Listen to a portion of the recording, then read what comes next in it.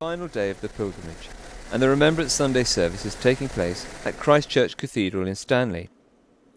All over the Forces world, those lost in war will be remembered, and today's service will allow veterans and islanders to get together and remember those who lost their lives during the Falklands conflict. A number of dignitaries have come, including the Governor Alan Huckle and the Minister for Veterans Derek Twigg. Commander British Forces Brigadier Davies is also here. The reading is St Paul's epistle to the Romans chapter 8, verses 18 to 25. I consider that the sufferings of this present time are not worth comparing with the glory about to be revealed to us. For in hope we were saved. Now hope that is seen is not hope. For who hopes for what is seen? But if we hope for what we do not see, we wait for it in patience. As the service progresses, there's an unannounced contribution from Gus, who feels an important voice is not being heard in today's formal proceedings. I would just like to say, on occasions like this, humble soldiers are very rarely ever asked to say anything. I'm not on the programme, but I'd just like to say this. We heard from the Veterans Minister. 308 young men have committed suicide since the end of this war. And most of them committed suicide because what they saw is the neglect of the politicians. So I have a small poem to say. Every year, on Remembrance Sunday, I sit in the corner of a British Legion bar, dressed in blazer, shirt, regimental tie, polished shoes, with my head held high.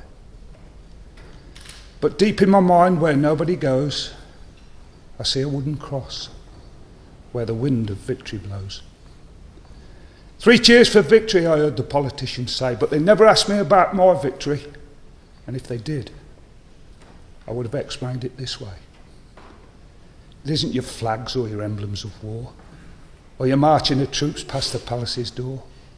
It isn't Mrs. Thatcher on the balcony high, reaffirming her pledge to serve or die.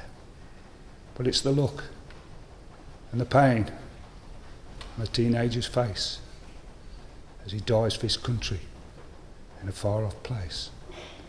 It's the guns and the shells and the phosphorus grenades, the dead and the wounded, the freshly cut graves, or a grieving wife with a fatherless child whose young tender life will be forever defiled, or the alcoholic soldier with a shattered mind who takes the suicide option for some peace to find. Well, that's my victory, but no one knows if it's deep in my mind where nobody goes.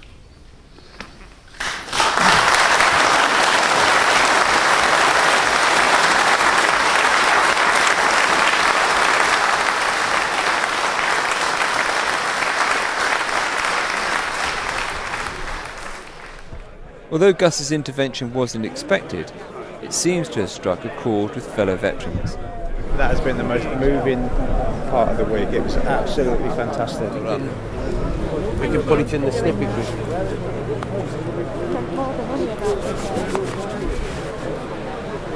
It was for people like you. It's important. It's all of us, mate. Yeah. All of us. It gets lost, doesn't it? Yeah.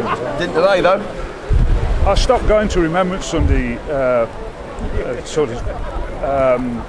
long time ago to services like this, because the establishment kicks into place and the story of the humble soldier or the grieving parent or the sister and brother is kind of lost. So I wrote that poem with that intention, and it just sat there all through the service, really nervous, thinking if the moment presents itself, I'll just go for it. And I got up and I just went for it. The war doesn't end on the day of the ceasefire.